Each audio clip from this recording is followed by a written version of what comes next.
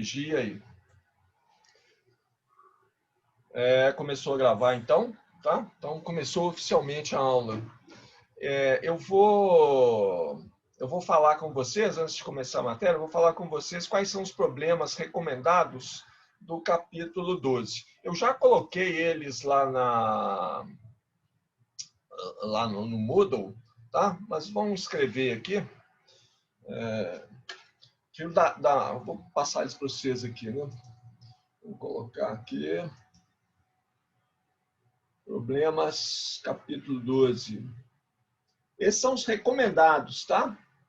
Eu vou falar os que são da quarta edição, mas os da terceira edição são quase todos os mesmos, exceto os 1, 2, 3, 4 últimos, acho, mas tem dois que são um pouco diferentes. Lá no Moodle eu coloquei a correspondência. Era a última lista de problemas, né? Na última, pelo menos, eu coloquei. É porque eu descobri o seguinte, lá no solucionário, lá na última página do solucionário, que ninguém nunca chegou lá, né? Na última página do solucionário tem uma correspondência dos problemas, terceira e quarta edição. Solucionário da quarta edição, é claro. Né? Bom, aí ficou fácil de fazer, né, a correspondência. Então, os problemas recomendados são o 2, o 4, o 5... Saltei o 5 aqui. O 5... O 5... O 6... Feliz dia das pessoas. Obrigado, gente. O 2, 4, 5, 6, 10,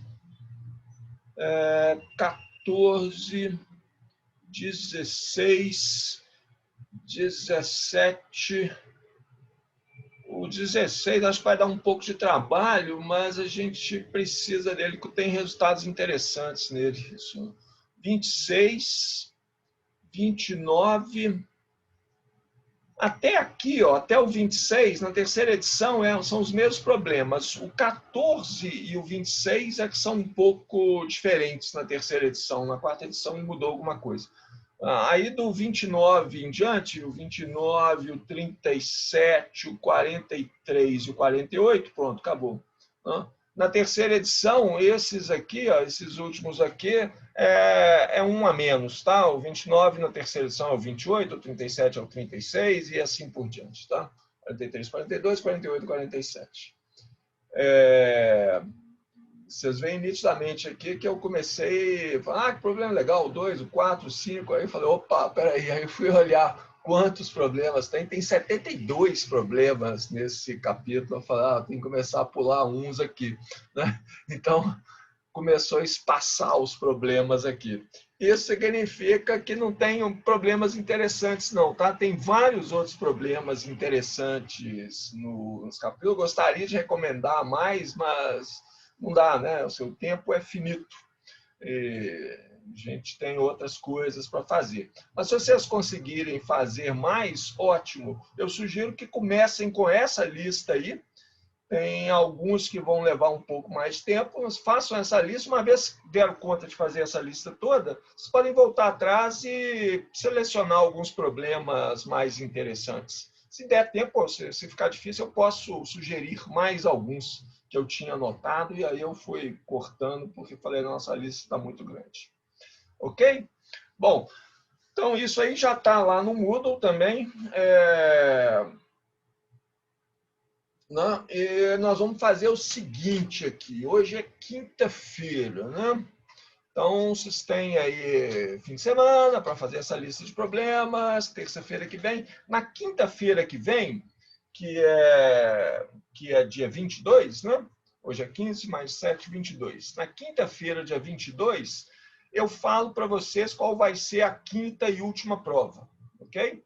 Dia 22. Para entregar na terça-feira, que é dia 27. Tá? Posso colocar essas coisas no Moodle, que agora dá para planejar. Agora a gente tem que seguir o curso certinho, né? Que nós estamos chegando no final. Aí, eu acho que eu consigo, no dia 29, então vocês entregam a quinta prova no dia 27, E aí, na quinta-feira seguinte, dia 29, eu falo para vocês qual é o trabalho. Tá? Pode ser. Vamos fazer o seguinte, né? Estão argumentando, com certeza, sim, tem alguns problemas aqui, ó, o 48. O 48 é o último aí, né? Vamos ver que parte da matéria que ele se refere. Problema 48. Vou olhar isso aqui. O 48 já está lá na frente. É verdade, tem nesse meu planejamento, tem um pequeno detalhe. Eu acho que a gente consegue terminar a matéria com mais 4, no máximo 5 aulas, né? Sem contar a aula de hoje. Ou seja, a gente terminaria a matéria lá exatamente no dia 29. Vou tentar um pouco mais rápido, vamos ver. Ok, são detalhes, depois a gente resolve. Esse é o planejamento inicial, tá? Na quinta-feira que vem eu falo com vocês qual é a quinta prova, né? Quais são os problemas que cada um deve fazer. Aí eu vejo onde que a gente está na matéria e a gente pesa para quando que deve entregar essa quinta prova. Eu queria dar um tempo um pouquinho maior. Eu acho que o trabalho, que eu já pensei como que vai ser, né? Claro. Eu acho que em uma semana vocês fazem ele. A gente tem a primeira semana de novembro, né? Então eu poderia falar o trabalho com vocês no dia 29 para entregar na outra quinta, que é a primeira quinta de novembro, que é o último dia de aula, né? Eu não posso deixar para muito tempo depois, porque vai ser apertado, né? Eu tenho que entregar as notas. Nossa última aula é na quinta-feira, dia 5 de novembro. E eu tenho que preencher o diário de classe, fechar o diário de classe, eu acho que é no dia 7 ou dia 9. Então, assim, espero que ninguém fique para o exame especial, porque não vai ter tempo de exame especial, não. Felizmente, não pode mais fazer exame especial para melhorar a nota, né? Só se ficar com nota entre 40 e 59. Então, vou dar um jeito de ninguém ficar com nota entre 40 e 59. Ou abaixo de 40, ou acima de 60. Mas, ok. Por enquanto, tá assim, tá? Como é que foi? Na quinta-feira que vem, né? Na quinta-feira que vem eu falo com vocês, dia 22, eu falo com vocês qual é a quinta prova. Aí a gente vê, né, dependendo de onde que a gente estiver na matéria, que dia que entrega. Ou dia 27, terça, ou dia 29, quinta, ok? E no máximo, no próprio dia 29, eu já dou para vocês o trabalho. Eu acho que até lá, eu espero que até lá a gente já esteja assim, nos finalmente da matéria mesmo. Muito bem, então para a gente não perder tempo, né, e poder realmente chegar no final da matéria, vamos lá, né? A gente está... nós começamos, né? Eu dei, praticamente foi uma motivação para a teoria da relatividade especial, né? Eu a gente parou para pensar um pouco como é que fica o eletromagnetismo, né? Diante de, enfim, uma mudança de referencial inercial. Assim, a pergunta que ficou no ar é assim, qual referencial as equações de Maxwell estão escritas? Que elas implicam numa velocidade, né, para ondas eletromagnéticas, por exemplo, e eu estou medindo essa velocidade em qual referencial? Está faltando alguma coisa aí, né? Então, hoje eu já vou começar do jeito que eu gosto de falar de teoria da relatividade especial. Aliás, acho que é o jeito que a gente deveria falar qualquer teoria. Quando eu dou aula, às vezes que eu dei aula de mecânica quântica, eu comecei assim também. Os postulados da mecânica quântica são 1, 2, né? Falo os postulados e daí a gente tira as conclusões. E como eu disse na aula passada, né, a teoria da relatividade é especialmente bonita porque não preciso nem explicar nenhuma matemática antes para a gente poder entender os postulados. E os postulados são apenas 2, expressos em palavras que qualquer criança entende. Primeiro postulado é que as leis da física são as mesmas em qualquer referencial inercial.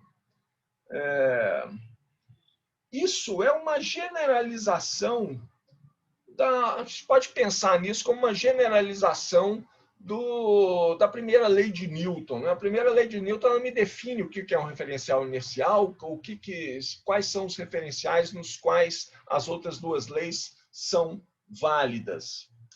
Deixa eu escrever isso aqui, eu não terminar de escrever, porque senão eu não consigo falar. Leis da física são as mesmas em qualquer referencial inercial.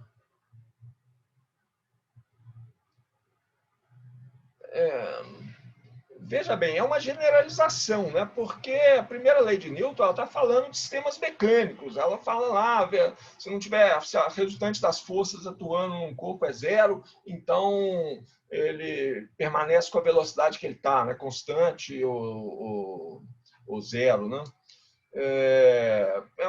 Se refere a um sistema mecânico. Aqui não, nós estamos generalizando isso para toda e qualquer lei da física, todo qualquer fenômeno na natureza. Se ele é governado por determinadas equações, as equações são as mesmas em qualquer referencial inercial. Isso é uma exigência. Mas esse é um postulado, esse postulado 1 é um postulado mais ou menos natural, né? Isso não bate contra o nosso senso comum. Ok, não, beleza, assim, é isso que eu espero que seja mesmo, né?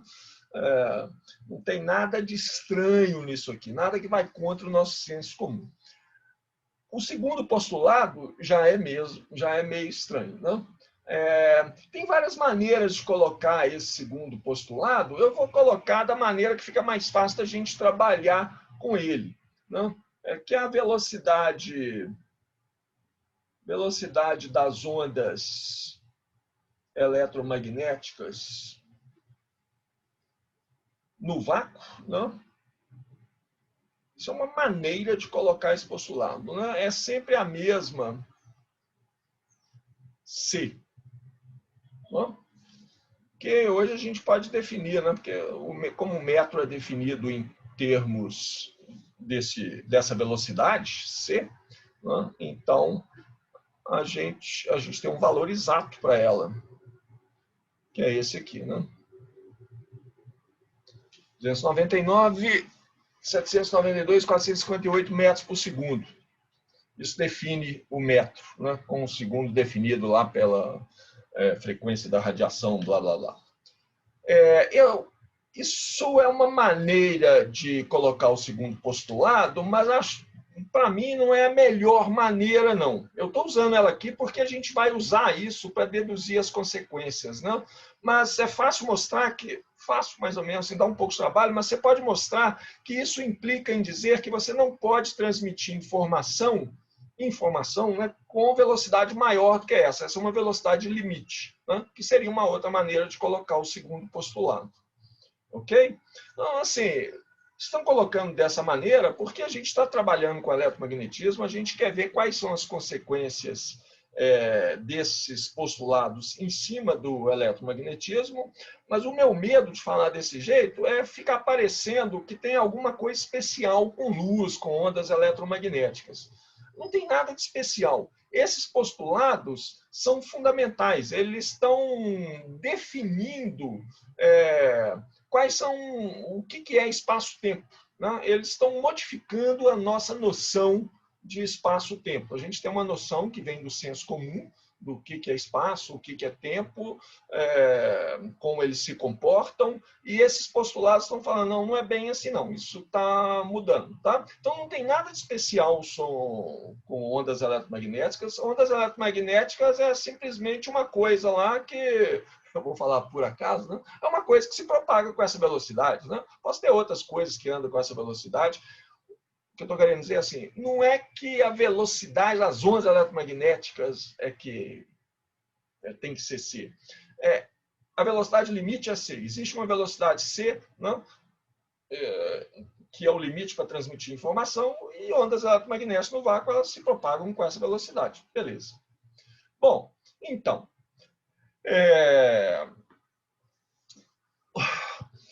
eu falei, esses conceitos de espaço-tempo que a gente tem, né, são conceitos que vão do senso comum. A gente não para pensar, por exemplo, adição de velocidades. Né? O senso comum, você não diz para a gente que se eu tiver um... Não, se eu tiver um... Vamos pegar um exemplo assim. Eu estou andando num carro, não?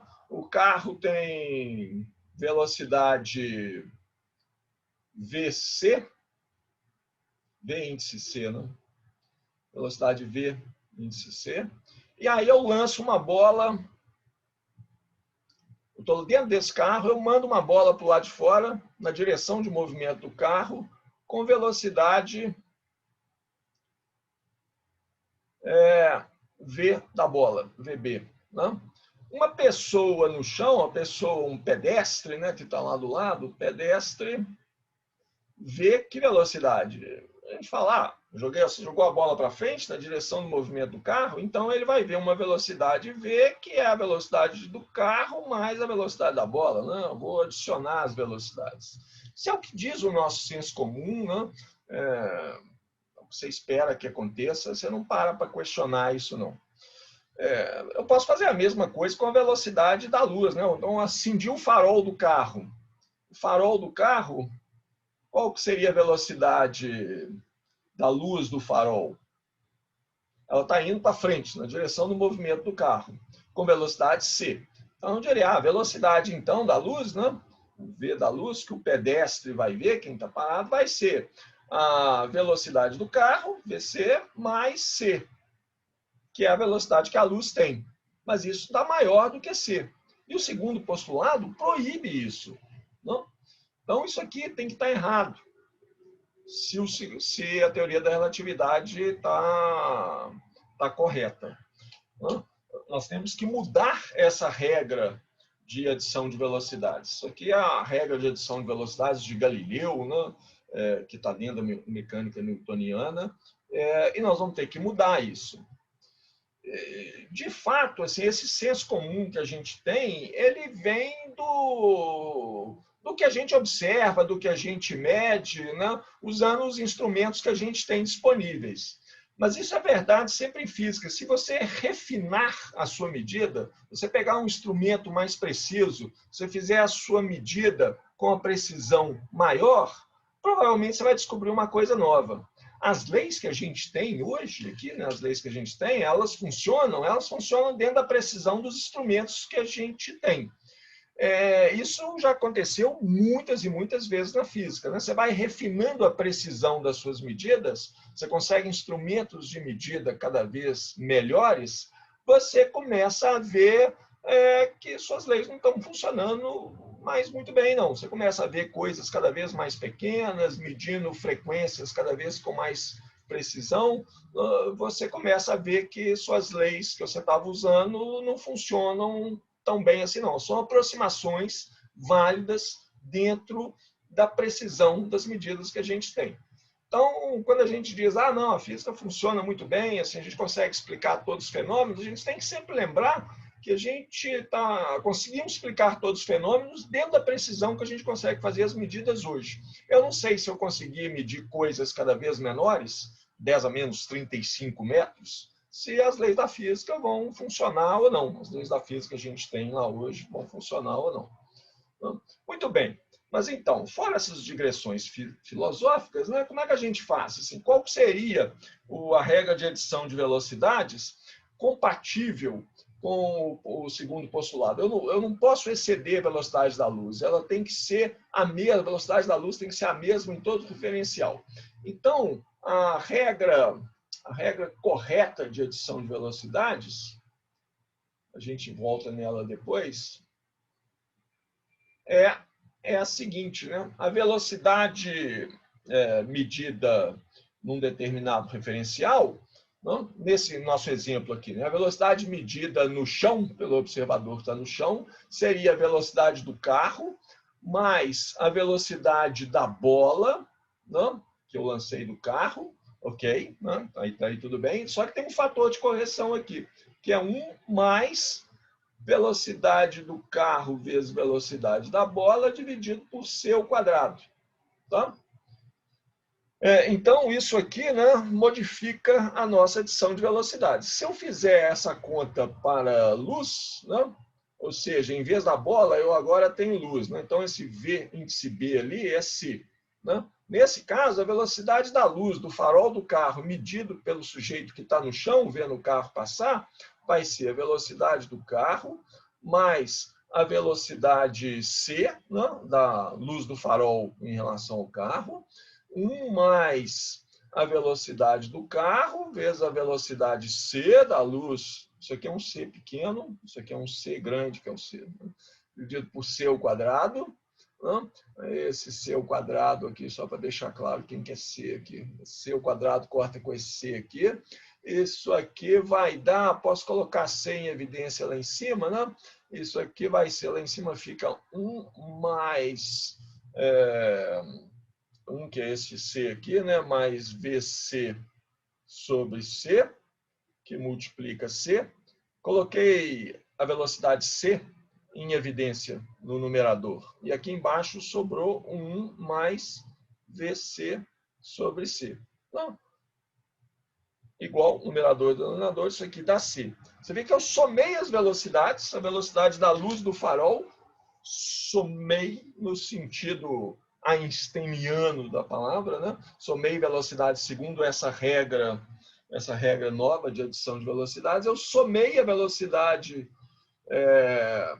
para achar, somei entre aspas, somei para achar a velocidade do novo referencial e continuei com a mesma velocidade. C era a velocidade da luz em relação ao carro e é também, né, a velocidade da luz em relação à pessoa que está no chão. Ok, então, o fato dessa velocidade ser a mesma tem consequências extremamente sérias.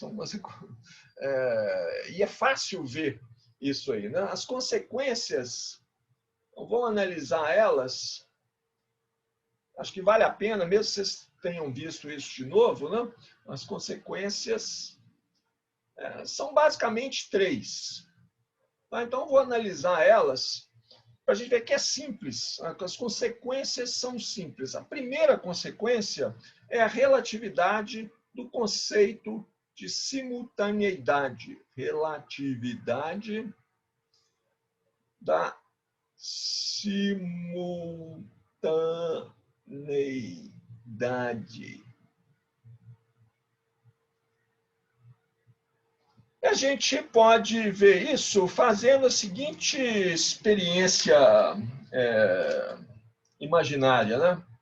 A relatividade é o paraíso das... Opa, esses aqui são os problemas, não é isso que eu quero. Eu copiei e colei lá. Estou copiando uma figura aqui do livro. É essa aqui, ó. Relatividade, a gente quase o tempo todo conversa em termos de experimentos, você imagina, né?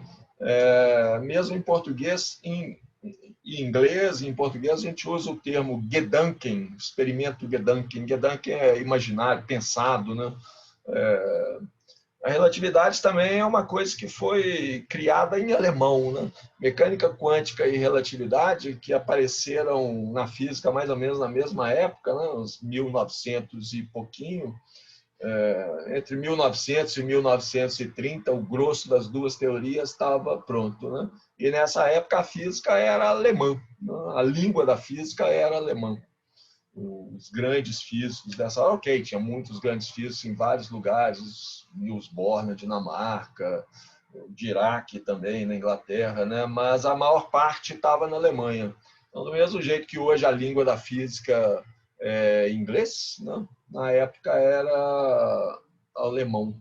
E tem muitos termos em alemão que sobrevivem até hoje, né? Então, isso aqui é um Gedanken experimento, um experimento imaginário, né? Eu tenho, vocês podem pensar, isso aqui é um carro, um trem, um ônibus está melhor, né? Tem um ônibus no qual tem uma luz lá no meio do ônibus, né?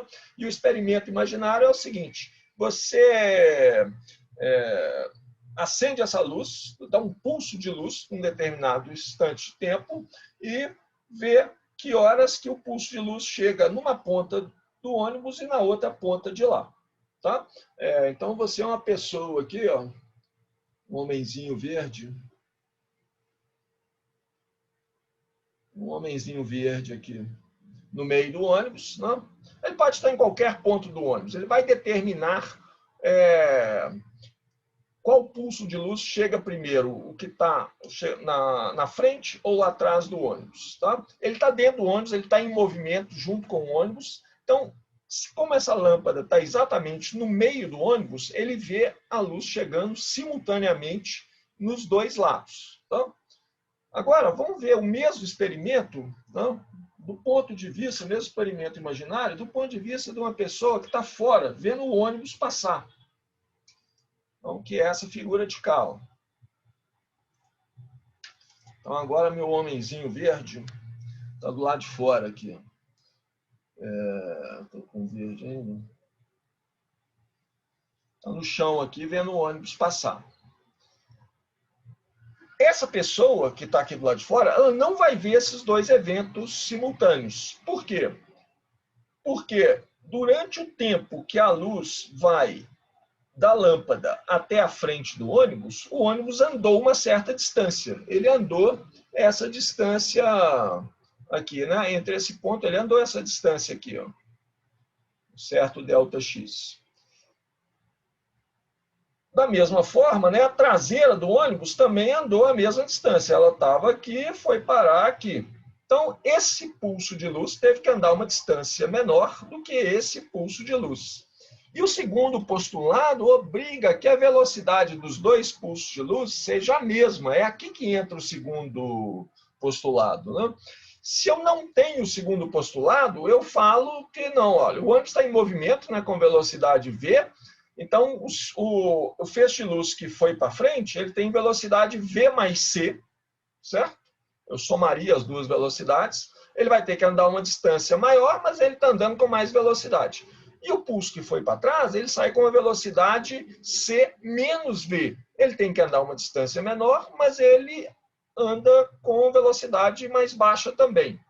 Então, esses dois eventos, né, chegada do pulso de luz na frente e atrás do ônibus, que são simultâneos, né, no referencial da pessoa que está dentro do ônibus, seriam, se eu somasse velocidades segundo a regra de Galileu, eles seriam também simultâneos para a pessoa que está no chão.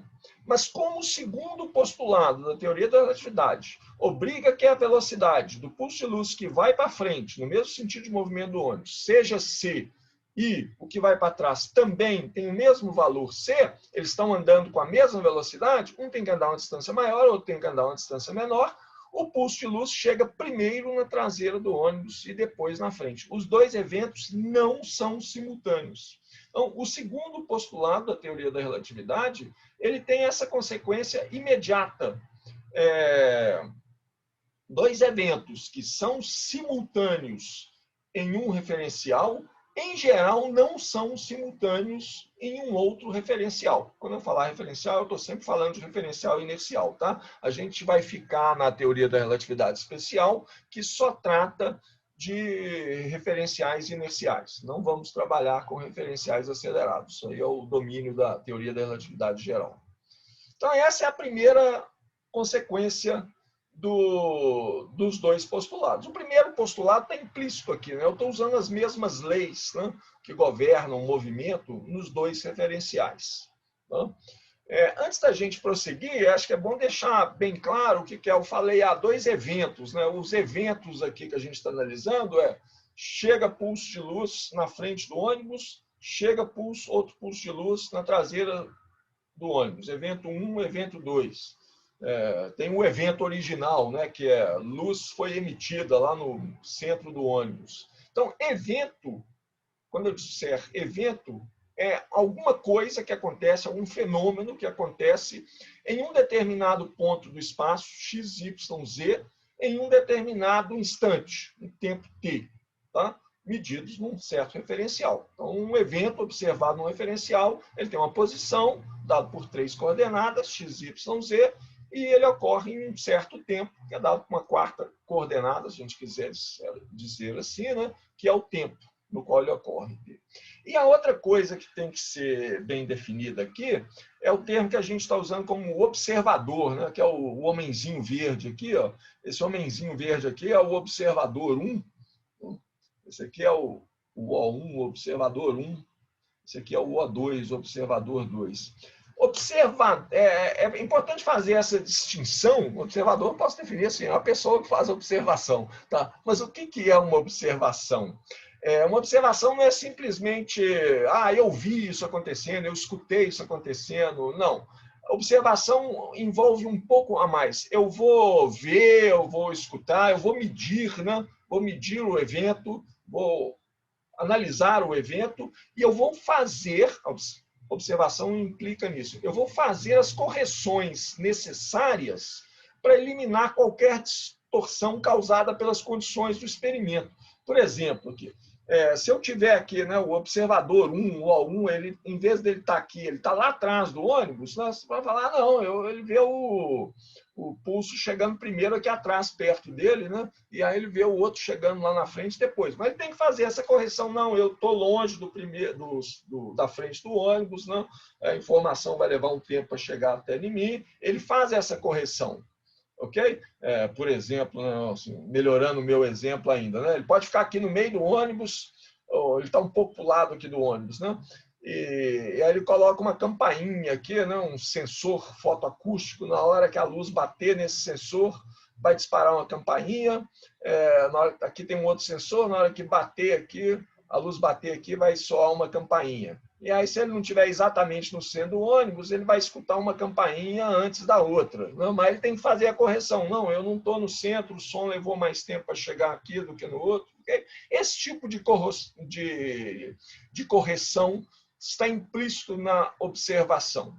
Tá? Então, quando eu disser que um observador vê isso, um observador faz isso, está implícito que eu já fiz todas as correções de efeitos espúrios, que não tem nada a ver com o experimento, coisas que é fácil corrigir.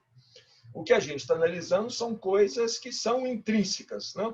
E essa relatividade da simultaneidade, espero que tenha ficado claro, ela resulta diretamente do fato do segundo postulado, de eu exigir que esse feixe de luz aqui, que está indo na direção do movimento do ônibus V, ele sai com velocidade C e o outro tem a mesma velocidade. Se não tivesse essa exigência, os dois eventos seriam simultâneos também no referencial do chão. Muito bem, então essa é a primeira consequência dos dois postulados. Não, foi onde o segundo postulado mostrou a cara dele. Não? Uma segunda consequência é a dilatação do tempo, que também é consequência direta do fato de eu exigir de que a velocidade c seja sempre a mesma. Então, mais um experimento Gedanken aqui, né? Vou continuar com o meu ônibus. Vou copiar e colar a figura aqui também, né? Lá. Vou continuar com o meu ônibus, que está em movimento, né? Com velocidade V aqui para frente, né? Mas eu estou vendo ele... Bom, vamos colocar a velocidade aqui. Aqui eu estou vendo as duas coisas, né? Meu ônibus está andando com velocidade V aqui. Agora eu vou analisar, em vez de analisar o pulso de luz que vai para as extremidades do ônibus, eu vou analisar quanto tempo, né, o feixe de luz leva para vir do teto até o chão. A altura que a lâmpada está é H. Tá? Então, um observador que está parado lá dentro do ônibus, vou colocar esse cara aqui, ó, o homenzinho verde, ele vê o quê? Ele está parado, ele vê, saiu um pulso de luz, ele foi para o chão, o homenzinho verde mede um intervalo de tempo, ΔT, não? Que é igual à distância percorrida dividido pela velocidade, que é c, né? A velocidade da luz, o tempo que a luz levou para chegar lá. Bom, para não ter que ficar mudando as cores aqui, isso aqui é com o homenzinho verde, né? Mas eu vou usar a mesma notação que o Griffiths usa, eu vou colocar uma barra aqui. Toda vez que colocar uma barra, é uma grandeza medida no referencial no qual o evento está em repouso, ok? Se é que isso faz sentido. Muito bem, então isso é a pessoa que está no carro, no ônibus lá, né? Agora eu vou desenhar, então, vou aproveitar as cores aqui, ó, vou desenhar um observador aqui, vermelho, observador em vermelho, que está no chão, vendo o ônibus passar com velocidade v, ele vai medir qual o intervalo de tempo? Ele vai medir o intervalo de tempo ΔT, que vai ser diferente do primeiro. Por que vai ser diferente? Porque a luz sai para esse observador aqui também com a mesma velocidade c. Mesma velocidade c, como o homenzinho verde viu ela descendo aqui. Não? Acho melhor eu ser politicamente correto. Isso aqui vai ser uma mocinha vermelha. Não? Ela vê a mesma velocidade c para o pulso de luz. Só que, para ela, o pulso de luz percorre uma distância diferente. Porque enquanto a luz estava descendo, o ônibus está andando. Então, ele vai bater no mesmo ponto aqui, no chão do ônibus. Né? Mas, então, ele vai bater num ponto. Ele vai andar qual distância? A distância agora que a luz percorre não é só c. É a raiz quadrada de h ao quadrado mais v ΔT, é o mesmo ΔT que aparece aqui, né, ao quadrado. Essa é a distância percorrida pelo feixe de luz. E a velocidade é a mesma, c. Tá? Bom, eu posso resolver essa equação aqui, né? Eu levo os dois lados ao quadrado, fica ΔT ao quadrado aqui. Isso aqui vai ser igual a h ao quadrado. Vou passar esse c para lá, né? Aqui fica c ao quadrado vezes ΔT ao quadrado, que é igual a h ao quadrado mais v ao quadrado ΔT ao quadrado.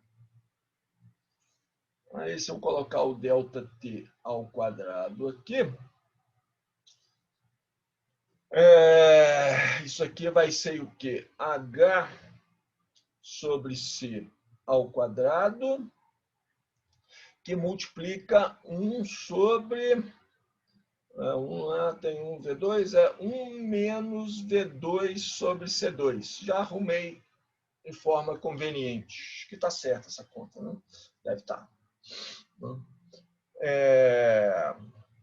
Bom, para achar o ΔT, eu tenho que tirar a raiz aqui. E eu vou pegar a raiz, pode ser mais ou menos, né? ΔT pode ser mais ou menos H sobre C, 1 sobre raiz quadrada de 1 menos v ao quadrado sobre c ao quadrado. Eu vou pegar a raiz positiva. Por quê? Isso aqui é com uma razão física. Se for um intervalo de tempo negativo, significa que o efeito ocorreu antes da causa. O pulso de luz chegou no chão antes dele sair lá da lâmpada no teto. Isso não faz sentido fisicamente. Então, tem um princípio sagrado aqui, né, que é o causa-efeito. Apesar da simultaneidade ser relativa, causa tem sempre que ocorrer antes do efeito. A gente volta nesse ponto antes. Bom, então esse ΔT, deixa eu voltar para o preto aqui, porque acho que o vermelho não aparece tão bem. Né? Então, o ΔT, o intervalo de tempo entre dois eventos. Evento 1, luz saiu da lâmpada. Evento 2, luz chegou no chão. O intervalo de tempo entre os dois eventos, medido pelo observador, pela observadora no chão, não?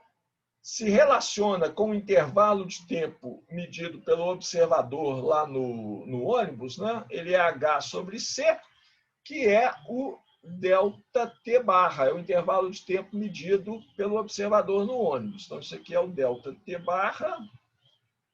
E esse fator aqui, ó, 1 sobre raiz quadrada de 1 menos V2 sobre C2, a gente encontrou ele já, e eu acho que foi na aula passada, né? Quando a gente estava falando de reação de radiação, a gente definiu esse fator aqui, nós precisamos dele lá. Ele apareceu numa das equações. Gama é, por definição, um fator que aparece muito, né, na teoria da relatividade, então é conveniente definir uma letra para ele. Gama é 1 sobre a raiz quadrada de 1 menos v ao quadrado sobre c ao quadrado. V é a velocidade relativa entre os dois referenciais. Então, O tempo... então podemos analisar aqui, né? O gama, olha, V é sempre menor do que C. C é uma velocidade limite. V é sempre menor do que C. Esse número aqui é menor do que 1. Então, 1 menos um número menor do que 1 dá um número menor do que 1. Positivo, a raiz quadrada dá um número menor do que 1. 1 sobre isso dá um número maior do que 1. Gama é sempre maior do que 1. Certo? Então, o intervalo de tempo medido pela pessoa no chão é sempre maior do que o intervalo de tempo medido pela pessoa no sistema em movimento. Ok? A gente chama isso de dilatação do tempo por essa razão. Né? Para a pessoa que está em movimento, o homenzinho verde que está lá dentro do ônibus, passou um tempo ΔT, digamos, 1 segundo. Para a pessoa que está no chão, vendo o ônibus passar, ela vai falar, olha, o relógio daquele cara está mais devagar, né? Porque para ela aqui passou 2 segundos, passou um tempo maior para a pessoa que está no chão. Ou seja, a conclusão é, relógios em movimento, eles andam mais devagar. É mais do que só um relógio, não é que o relógio está com defeito, não, né? Isso é uma coisa intrínseca da natureza. Tá? O espaço e o tempo são dessa forma. É a consequência dos postulados da relatividade. Os processos físicos acontecem com uma outra escala de tempo, né? Se você está em movimento. Né? Existem confirmações diretas dessa dilatação do tempo. Né? Isso é uma coisa mensurável diretamente, sem muitos problemas. Né? O exemplo clássico é o tempo de vida de partículas, né? Essas partículas que decaem, né? Mesons, pions, vocês que gostam de física de partículas têm exemplos disso aí. A partícula tem um tempo de vida, é um tempo de vida médio, então tem que fazer uma estatística, né? Fazer medidas sobre quanto tempo que a partícula levou para decair, eu faço a medida para várias partículas. Mas determina um tempo de vida médio para a partícula parada, em repouso. É difícil fazer isso, mas, digamos, com a velocidade baixa. Se essa partícula está andando com a velocidade alta, próxima da velocidade da luz, porque, veja, um efeito depende, né? Esse efeito de dilatação depende desse fator gama aqui, 1 menos V ao quadrado sobre C ao quadrado. Então, se V é muito menor do que C, gama é aproximadamente 1. Então, V tem que ser comparável com C para começar a fazer um efeito grande. Então, voltando lá à nossa partícula. Se você tem uma partícula que vai decair num tempo ΔT barra, quando ela está em repouso, se ela tiver com velocidade alta, ela vive mais tempo, do ponto de vista da pessoa que está vendo a partícula passar, né? Que está medindo o decaimento dela em repouso lá no laboratório. Do ponto de vista da partícula, ela não ganhou mais anos de vida, ou segundos de vida, ou microsegundos de vida por causa disso, não. Do ponto de vista da partícula, ela viveu o mesmo tempo que ela viveria mesmo. Tá? A escala de tempo, todos os processos físicos acontecem do mesmo jeito.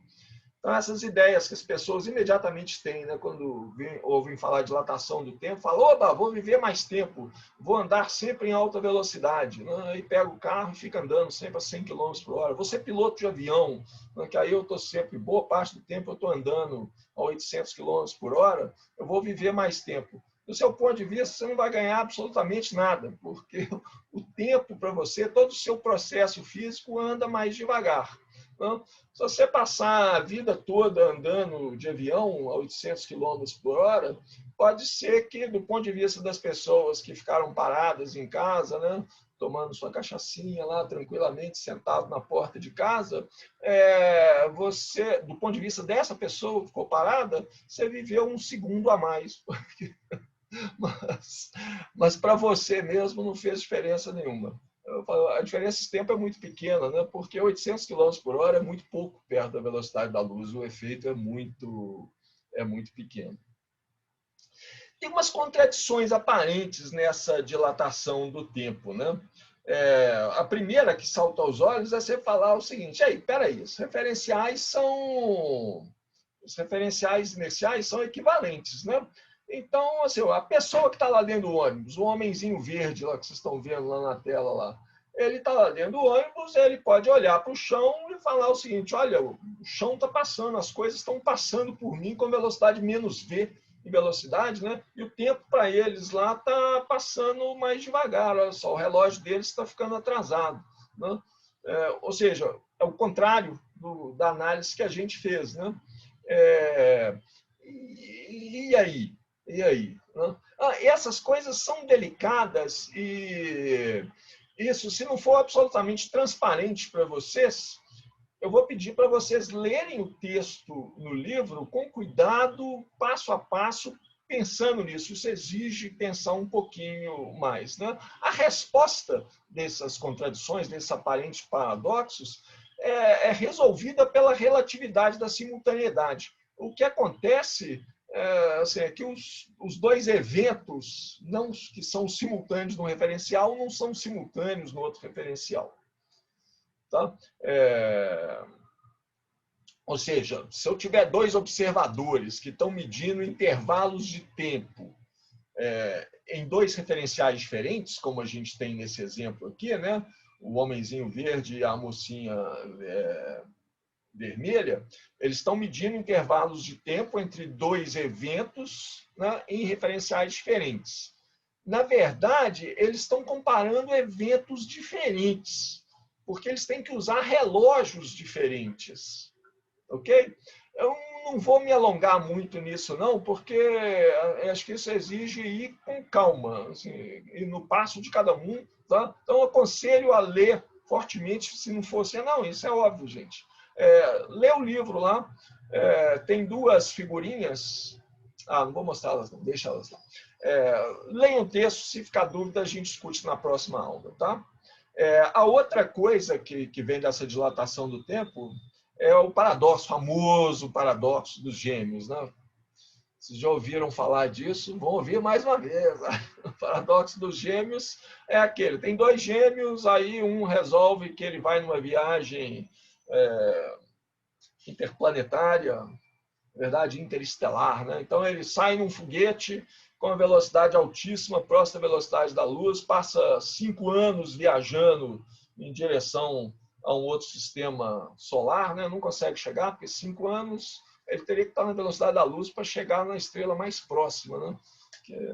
Teria que estar muito perto da velocidade da luz para chegar em Alpha Centauri, próxima dele, que está 4,2 anos-luz da Terra. Mas ok, então ele sai, chegou lá, não viu nada interessante, voltou. Andou 4,5 anos, né, na direção de Alpha Centauri, chegou lá, não tinha nada interessante, e ele voltou. Como ele passou todo esse tempo viajando em alta velocidade, quando ele chega, ele está muito mais novo do que o gêmeo dele que está na Terra. Se a gente colocar uma velocidade para ele, né, quanto tempo que ele passou viajando, dá para calcular. Assim, pode dar ser uma velocidade dessa ordem, né, bem perto da velocidade da luz, 0,9 da velocidade da luz, ele pode estar uns 10, 15 anos mais novo do que o gêmeo dele que ficou na Terra. Né? Mas do ponto de vista, então o paradoxo vem do seguinte: o gêmeo que ficou na Terra pode falar o seguinte: não, peraí, assim, esse cara está mais novo porque ele viajou, né, com velocidade alta, tudo bem. Mas do ponto de vista do cara que está no foguete, ele pode argumentar que não, o que aconteceu foi o seguinte: eu entrei no foguete e eu estava lá esperando para ver se aconteceu alguma coisa, de repente a Terra saiu em alta velocidade para trás, né? Demorou, fiquei aqui sozinho, não acontecia nada, de repente a Terra voltou e eu voltei para o mesmo lugar. Né? Se eles estão mudando de referencial, né? Um fala, não, quem estava em movimento era você e não eu. O paradoxo vem disso, falar assim, qual dos dois está certo? Na verdade, um dos dois está mais novo, né? E é o cara que foi no foguete. Mas não tem paradoxo nisso, e a explicação é simples. Um teve que ir e voltar, ele sofreu aceleração. Um dos dois teve que sofrer aceleração. E é esse processo de aceleração, né, que faz que quebra a simetria entre os dois referenciais. Um dos dois referenciais não é inercial. Se você foi e voltou, você teve aceleração. Né? Falar em aceleração, lembro assim, muita gente deve ter visto aquele filme Interestelar, né, que é super legal, tem vários efeitos relativísticos no filme, e um deles é isso, né? Spoiler. Então, spoiler alert aqui, assim, tem um momento do filme, né, que o cara fica lá na nave esperando os outros que vão lá embaixo no planeta e voltam, e aí quando eles voltam para eles, passou alguns minutos só e o cara que está na nave está 7 anos mais velho, né? Passaram 7 anos para ele. Mas isso não é um efeito de dilatação do tempo como esse que a gente está discutindo aqui, não. O efeito lá no filme é um efeito de relatividade geral. Porque o pessoal que foi lá no planeta, eles foram para uma região, o planeta perto de um buraco negro, né? Então ele está em torno de um buraco negro. Então eles estão numa região de gravidade altíssima. Então, o efeito é relativístico, mas é relatividade geral. Ok, vamos voltar aqui aos efeitos. A gente viu as relatividades da simultaneidade, o conceito de simultaneidade, vimos esse efeito de dilatação do tempo, e o outro que a gente tem que ver é a contração do espaço, que a gente pode analisar fazendo um desses experimentos Gedanken também, contração do espaço. Então, vamos voltar de novo no nosso ônibus aqui. Mas agora vou fazer uma coisa um pouco diferente. Deixa eu copiar essa figura aqui.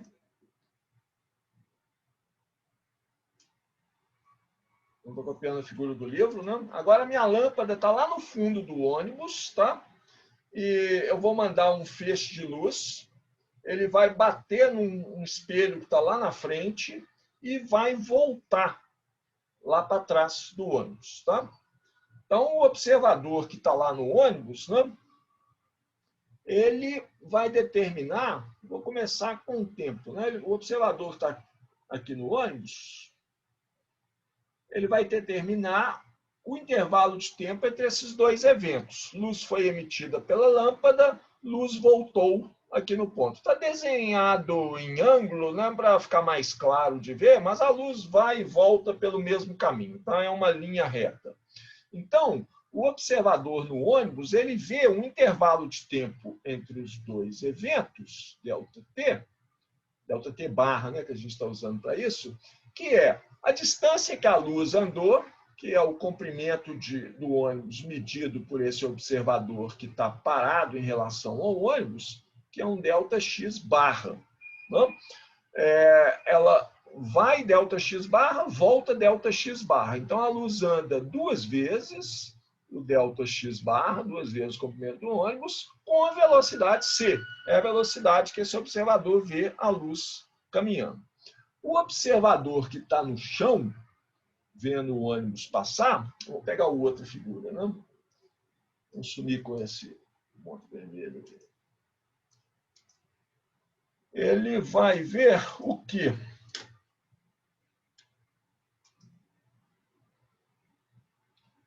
Isso aqui é o que o observador que está no chão, ou a observadora que está no chão, ela vê, né? Vamos desenhá-la em vermelho, então, aqui. Está aqui no chão, né? Ela está vendo o ônibus andar, né? Então, você vê que o que está marcado em linha sólida aqui é a posição inicial do ônibus. A luz foi emitida pela lâmpada, enquanto a luz estava vindo lá para bater no espelho, o ônibus andou a essa distância aqui. Ele andou V delta 1. Tá? Então, eu tenho que dividir isso aqui em 2 intervalos de tempo. O intervalo de tempo total que a pessoa no chão vai medir é um ΔT, que é a soma de 2 intervalos, ΔT1 mais ΔT2. É o tempo que leva para a luz ir e voltar. Né? ΔT1 é o tempo que ela leva para ir. Então, que tempo é esse ΔT1? ΔT1, o tempo de ida, a luz teve que andar a distância ΔX, né?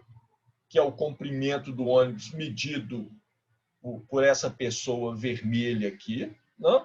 Mais o tanto que o ônibus andou durante esse intervalo de tempo que a luz levou para chegar lá na frente, mais x delta T1. Não? E ela anda com qual velocidade? C. Aqui que apareceu o segundo postulado. Não?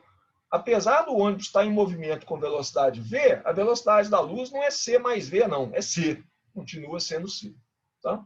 O tempo que a luz leva para voltar do espelho até o final do ônibus lá, o ΔT2, é o comprimento do ônibus, ΔX, mas enquanto a luz está indo, a traseira do ônibus está vindo de encontro a ela. Né? Então, ela teve que andar essa distância aqui a menos. V, que é a velocidade do ônibus, vezes ΔT2. Então, ΔX menos V ΔT2.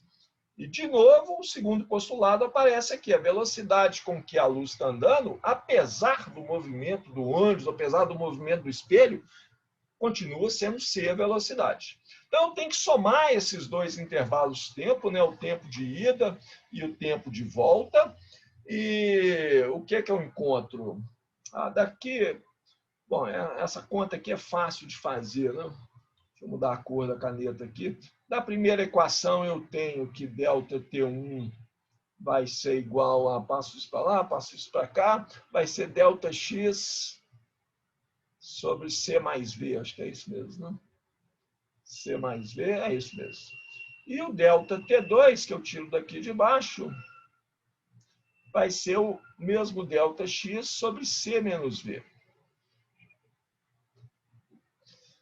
Então, a soma desses dois aqui, o ΔT, será que vai caber aqui? Cabe. O ΔT, que é ΔT1 mais ΔT2... Paulo Sérgio, eu acho que o sinal está trocado. O sinal está trocado? Eu acho que no ΔT1 seria C menos V no denominador. Você tem razão, você tem razão. Ó, quase corrigiu automaticamente. Momento que o computador trava. Momento que o computador volta. Então, aqui é C menos V e aqui é C mais V.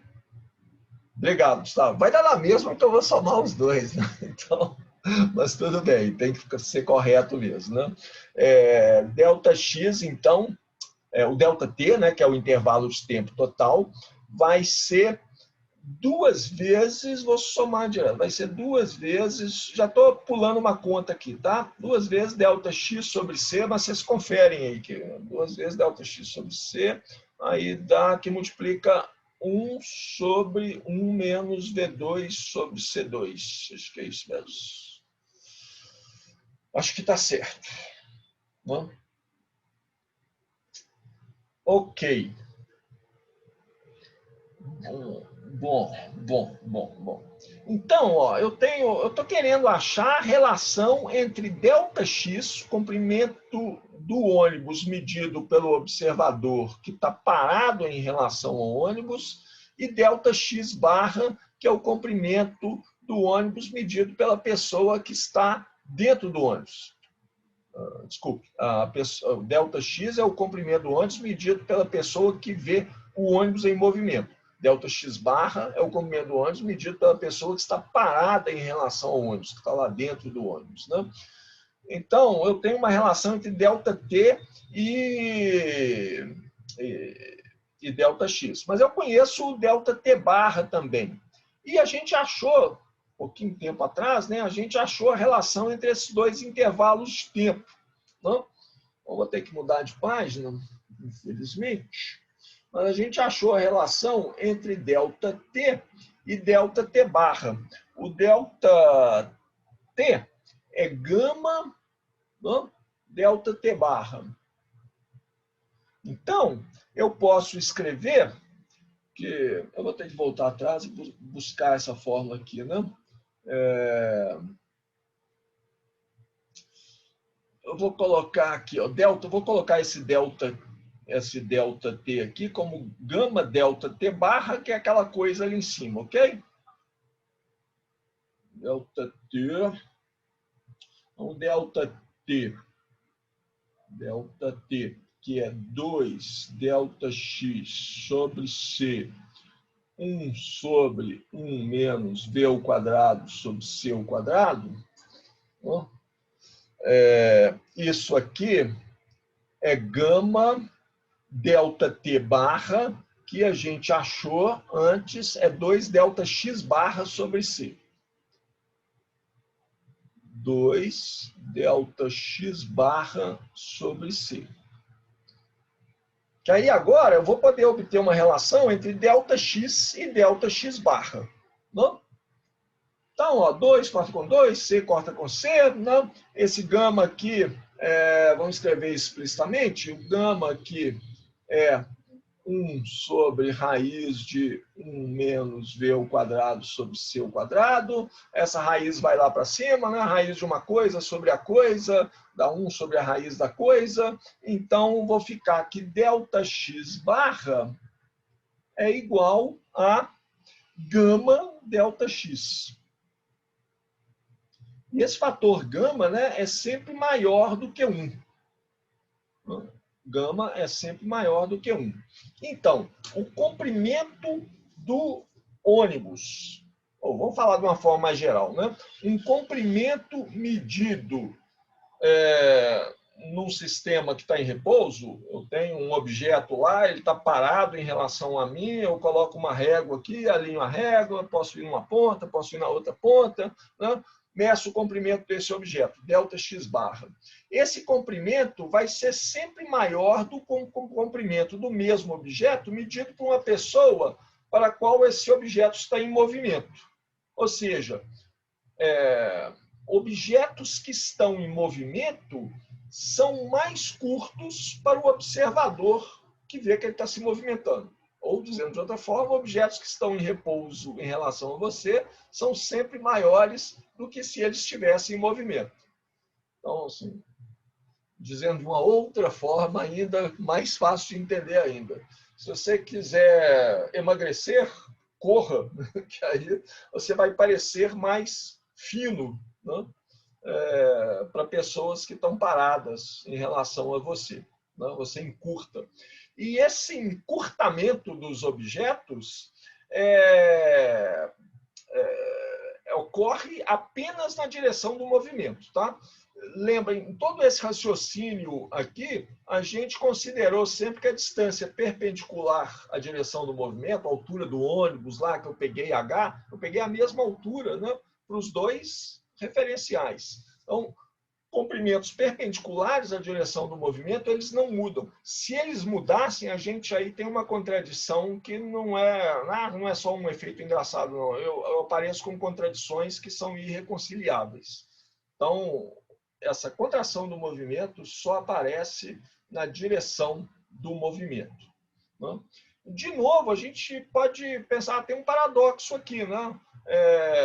Eu estou vendo aqui uma régua passar por mim, com velocidade v, eu estou vendo ela menor. Né? Eu falo que aquela régua lá está mal calibrada, ela tá escrito nela que ela tem 1 metro, e eu estou vendo aqui, eu estou medindo ela aqui, ela tem menos de 1 metro. Né? A pessoa que está lá segurando a régua dentro do ônibus fala, não, a régua tem 1 metro, certinho. Estou comparando aqui com um padrão de comprimento, ela tem 1 metro. Aí eu posso mudar, né? Eu posso falar assim, não, a pessoa que está no ônibus, né? Ela olha para o cara que está na terra e fala, olha, a régua que aquele cara está segurando lá, que está escrito nela que é 1 metro, ela tem menos de 1 metro. Porque para o cara que está no ônibus, né? É a pessoa que está no chão que está em movimento na direção contrária, com velocidade v. E aí, quem é que está certo, o que está encurtado e o que não está encurtado? De novo, a resposta é que esses observadores no ônibus e no chão, eles estão medindo coisas diferentes do ponto de vista de cada um. Você mediu o comprimento do objeto que está em movimento, eu preciso medir 2 posições simultaneamente. Né? Posição começo do objeto, final do objeto, eu tenho que medir simultaneamente. Com o objeto em movimento, isso é complicado. Né? Tanto que, para essa contração do tempo, a gente não tem uma comprovação experimental direta, não. Primeiro, pela dificuldade de medir o comprimento de uma coisa em movimento. Segundo, que coloca, para você ver isso, você tem que ter uma coisa em movimento com a velocidade próxima da velocidade da luz, né? E colocar coisas grandes, coisas que você consiga medir o comprimento, né, com alguma precisão, andando com a velocidade da luz, está para acontecer ainda.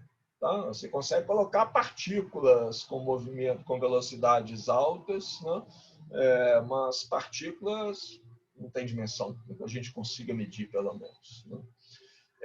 Então, o que acontece para esses dois observadores, assim, de novo, é a relatividade da simultaneidade. Para poder fazer a medida do comprimento de um objeto em movimento, eu tenho que determinar duas posições dele, o começo dele e o final dele, eu tenho que determinar as posições onde está o começo e o final do objeto no mesmo instante, simultaneamente. Né? A mesma coisa vale para a pessoa que está no outro referencial. Como a relatividade é simultaneamente, né, isso faz com que um observador fala, não, o problema com aquele outro cara lá é que ele está achando que os dois eventos são simultâneos, que ele está medindo as duas posições simultaneamente, e ele não está. Ele está medindo uma posição antes da outra, ou depois da outra, né? Dependendo de qual observador que a gente está falando. Então, de novo, assim, isso exige ir devagar. Estou falando aqui assim, né, para quem já tem esses conceitos claros, está quase dormindo aí, porque isso é óbvio, mas para quem não tem, leia lá no livro com cuidado, pensando naquilo lá, para ver se entende direitinho, né? Que aí é muito legal, vale a pena, né? Para a gente não se confundir.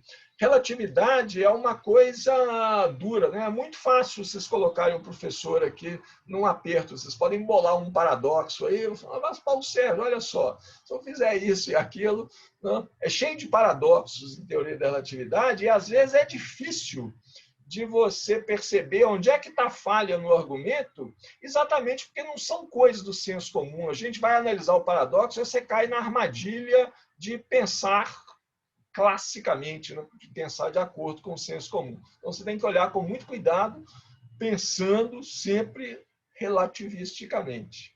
Um paradoxo muito legal que tem lá no livro também, né? Que é o paradoxo, esse não é tão famoso, não, que é o paradoxo da escada e do celeiro. Né? Esse é legal, que é o seguinte, né? Você tem um fazendeiro, ele tem um celeiro no qual ele quer guardar uma escada, ele quer guardar a escada, né, na longitudinal, assim, que a altura do celeiro é baixinha. Então a escada não cabe nessa altura e quase que ela cabe, né, no comprimento aqui. Tem uma figurinha aqui, ó, posso desenhar assim. Esse é o problema que o fazendeiro tem, é esse aqui, ó. Ele quer guardar essa escada aqui, ó, nesse celeiro aqui. A porta do celeiro não fecha quando a escada está lá dentro, porque ela é um pouquinho maior do que o tamanho do celeiro. Aí ele volta desanimado para casa, não sei o quê, liga a televisão, está passando uma palestra sobre relatividade, o cara fala sobre contração do comprimento, ele fala, putz, tem uma brilhante ideia, então.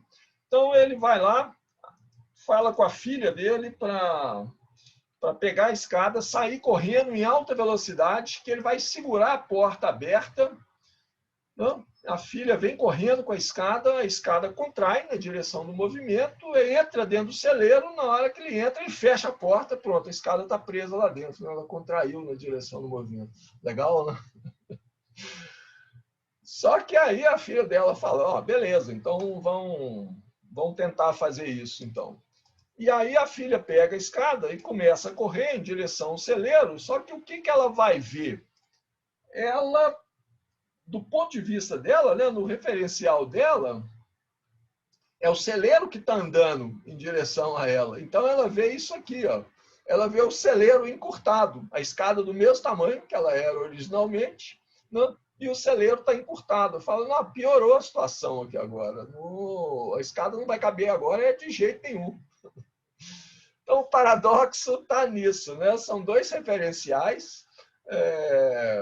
Do ponto de vista do fazendeiro que está lá, aqui na figura B, segurando a porta do celeiro, ele está vendo a escada menor, ele está vendo o celeiro do mesmo tamanho que ele tem mesmo, ele falando, não, a escada vai caber aqui tranquilamente, pode vir embalada que na hora que você entrar eu fecho a porta. do ponto de vista da menina que está vindo com a escada correndo, fala, essa escada não vai caber lá dentro de jeito nenhum, o celeiro diminuiu enquanto eu estou correndo aqui. Quem é que está certo? O que é que vai acontecer? Tá? Então, essa explicação desse paradoxo está lá no livro. Se vocês nunca pararam para pensar nele, eu sugiro que vocês pensem primeiro assim, peraí, o que é que vai acontecer aqui? Qual dos dois está certo? Ou todos os dois estão errados? Ou todos os dois estão certos? Para pensar um pouquinho e depois ler o texto lá no livro. Tá? Esse é um dos paradoxos que eu acho mais legal. O dos gêmeos já perdeu a graça de tão batido que é. Né? Esse aqui da escala do celeiro é mais legal. Bom, gente, eu acho que eu vou parar aqui, porque agora, o próximo passo agora é a gente entrar nas transformações de Lorentz e começar a colocar matemática nisso que eu falei hoje. Né? Hoje foi só razões físicas, argumentos, a matemática foi muito simples. Então, a gente vê que para passar de um sistema de referência para outro, a gente tem que usar outras regras, tá? Do que aquelas transformações de Galileu, e, inclusive, para a gente poder mudar as equações de Maxwell, que é o que nos interessa mais aqui, né? Para mudar as equações de Maxwell de um referencial para o outro, a gente precisa saber quais são as regras corretas. Se a gente usa as transformações de Galileu, as equações de Maxwell, elas mudam de forma. Né? Então, a gente tem que saber qual é a maneira correta de passar as minhas equações de um referencial inercial para outro, de tal maneira que as minhas equações não mudem, elas sejam as mesmas, conforme exige o primeiro postulado. Tá? Então, na minha programação aqui, que é a que está lá no Moodle, a gente deve ver as transformações de Lorentz na próxima aula e já começar um pouquinho de mecânica relativística, né? Aí, na outra aula, a gente termina mecânica relativística, coloca força, etc. E aí a gente teria duas aulas de eletrodinâmica relativística. 2 ou 3 aulas, no máximo. Tá? O trabalho final ele é sobre eletrodinâmica relativística. Então, por isso que eu falei com vocês antes, né? Eu preciso introduzir, pelo menos, a eletrodinâmica relativística para poder falar qual que é o trabalho, senão eu vou estar falando grego aqui. Então, basicamente, assim, para motivar, o que a gente vai fazer é achar uma forma relativística das equações de Maxwell, que é muito elegante. Assim. Você coloca as equações de Maxwell em uma equação. É muito bonito. Mas, por enquanto, nossa programação certa é a seguinte. Na próxima semana, terça-feira, transformações de Lorentz, começo de mecânica relativística. Na quinta-feira, mecânica relativística, e eu falo com vocês qual é a quinta prova. Porque aí a gente já está um pouco mais avançado na matéria. Acho que eu vou ter que ajustar a quinta prova aqui pela matéria. Né? Pessoal, que dia que vai ser para entregar o trabalho? Olha, o prazo limite mesmo, eu gostaria de colocar 5 de novembro, que é a nossa última aula. Mas a gente pode estender isso até o dia 6 de novembro, até o dia seguinte. Por quê? Porque eu tenho que entrar com as notas, eu acho que até o sábado, 7 de novembro, eu tenho que olhar lá o calendário da UFMG. É dia 9 que fecha, se não me engano. Dia 7 acaba o semestre, dia 9 fecha o diário. E dia 9 fecha o diário, né? Então, assim, poderia ser dia 7, né? Porque eu preciso corrigir o trabalho, né? Então, eu gostaria que fosse dia 5, porque aí eu posso corrigir o trabalho na sexta-feira, tranquilo, né? E aí eu passo meu fim de semana tranquilo. Porque nós vamos ter férias muito curtas, né? Nós vamos ter, acho que menos de 3 semanas de férias. O segundo semestre começa no dia 30 de novembro, eu acho. Então, esse termina no dia 7, o outro começa no dia 30. 3 semanas. pouquinho mais, 3 semanas. 3 semanas e um fim de semana. Se a gente contar de uma ponta ou de outra. Nós contar o dia 9, então são só 3 semanas mesmo.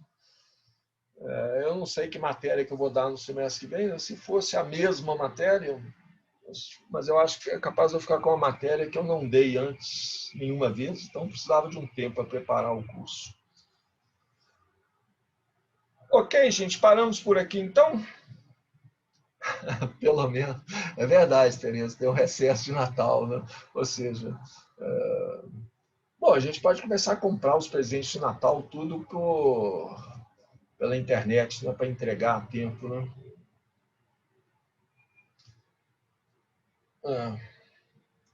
Quando é que vai ser o EUF, Mirella? Dia E vai 16 de ser novembro. 3 de novembro? 16. 16 de novembro? 16, No meio das férias? numa segunda-feira. E é um dia só e vai ser remoto também, né? Isso. Bom, legal. Espero que vocês vão bem no EUF. Vocês sabem como estudar para o EUF, né? Assim, o melhor jeito, eu acho, é olhar as provas anteriores. É claro que a prova flutua um pouco dependendo da comissão que faz a prova, e ainda mais nesse estilo remoto, ela mudou mais ainda em relação às anteriores, né? Mas os tipos de questão continuam mais ou menos os mesmos. Ok, gente. Bom, vamos parar por aqui então. Até terça-feira. Na terça-feira a gente vê as transformações de Lorentz. Bom final de dia para vocês, boa sexta-feira, bom fim de semana, até terça. Até mais, professor. Até mais, professor. Tchau. Tchau, professor. Falou, professor. Feliz Dia dos Professores. Obrigado, gente.